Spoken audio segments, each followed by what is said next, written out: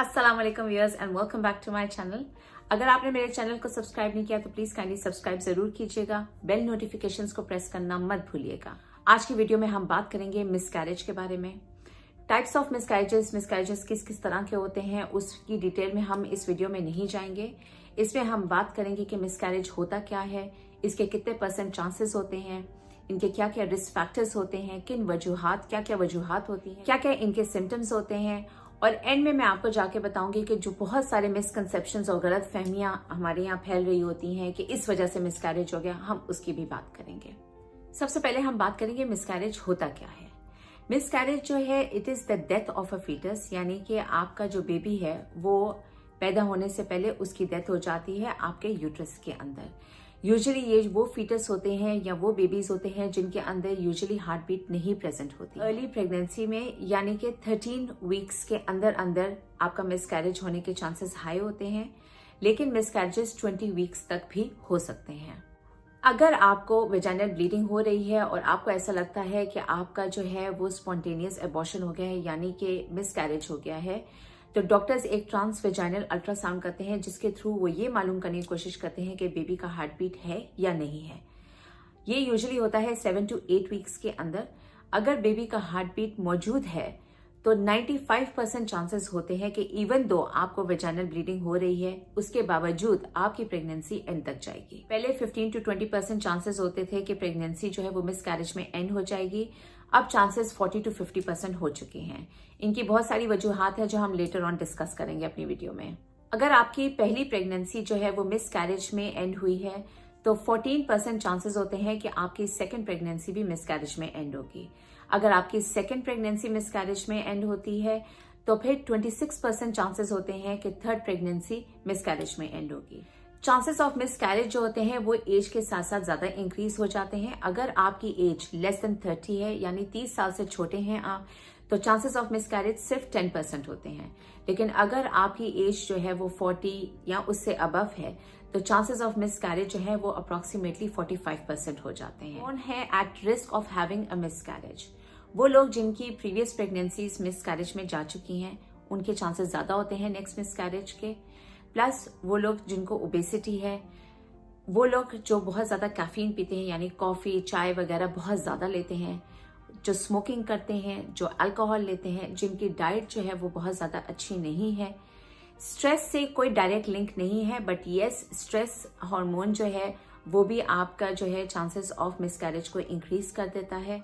जैसे कि मैंने पहले बताया था कि age itself is another big major risk factor as well. And lastly आपकी वर्क प्लेस भी बहुत ज्यादा इंपॉर्टेंट और बहुत मायने रखती है। अगर आप किसी फैक्ट्री में काम करते हैं या किसी इंडस्ट्रियल एरिया में काम करते हैं तो फिर जो केमिकल्स वहां से रिलीज होते हैं उसकी वजह से भी आपको मिसकैरेज हो सकता है। इस फैक्टर का सबसे बड़ा कॉज ये होता है कि आपके हार्मोन्स जो है वो बैलेंस में नहीं है, यानी कि प्रोजेस्टेरॉन का लेवल जो है वो बहुत ज्यादा कम है।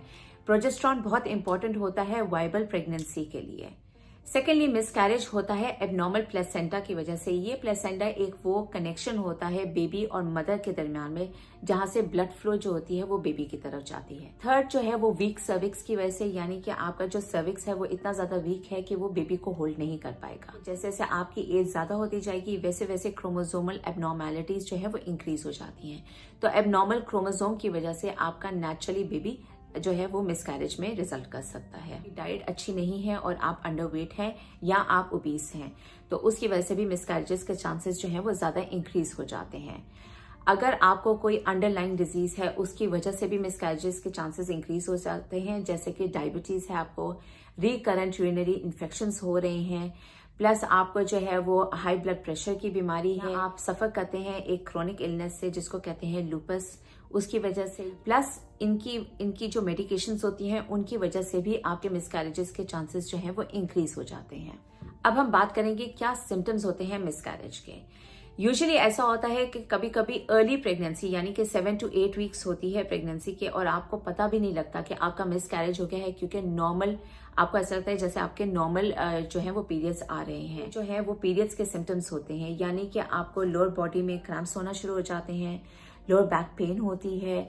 उसके अलावा जो भी आपके प्रेगनेंसी के सिम्टम्स थे, यानी कि जो वॉमिटिंग होती है, मॉर्निंग सिकनेस होती है, जो आपकी ब्रेस्ट टेंडरनेस होती है वो खत्म हो जाती है, प्लस आपकी जो वेजाइनल ब्लीडिंग है वो स्टार्ट हो जाती है। कुछ केसेस में स्पॉटिंग होती है, कुछ केसेस में ऐसा होता है कि आपकी ब्लीडिंग बहुत ज्यादा हैवी होती है और क्लॉट्स आप पास करते हैं।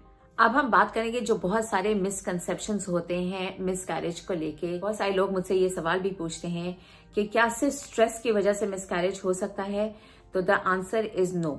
सिर्फ स्ट्रेस की वजह से आपको मिसकैरेज नहीं हो सकता है। यस, स्ट्रेस कंट्रीब्यूट जरूर कर सकता है, लेकिन इतने हाई लेवल पे कंट्रीब्यूट नहीं करता कि सिर्फ स्ट्रेस की वजह से मेरा मिसकैरेज हो गया। एक और क्वेश्चन जो मुझसे बहुत ज्यादा पूछा जाता है कि क्या जब मैं प्रेग्नेंट हूँ, अर्ली प्रेगनेंसी में, अगर मेरे ताल्लुकात मेरे हस्बैंड के साथ या पार्टनर के साथ है तो उसकी वजह से मिसकैरेज हो जाता है?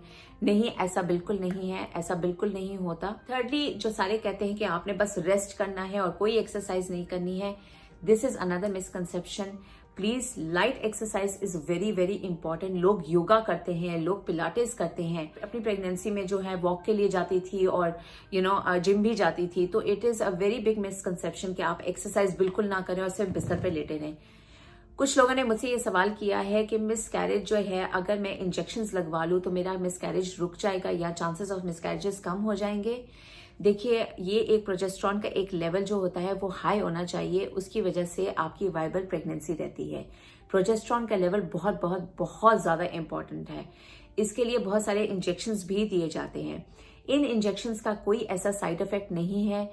इन इंजेक्शंस की वजह से आपको मिसकैरेज नहीं होगा। कोई आपका एडवर्स इफेक्ट, कोई इसका साइड इफेक्ट आपकी बॉडी के ऊपर नहीं होगा और ना आपके अनबॉर्न बेबी के ऊपर होगा। अनदर बहुत इंपॉर्टेंट क्वेश्चन मुझसे लोगों ने पूछा था कि हम मिसकैरेज को कैसे रोक सकते हैं।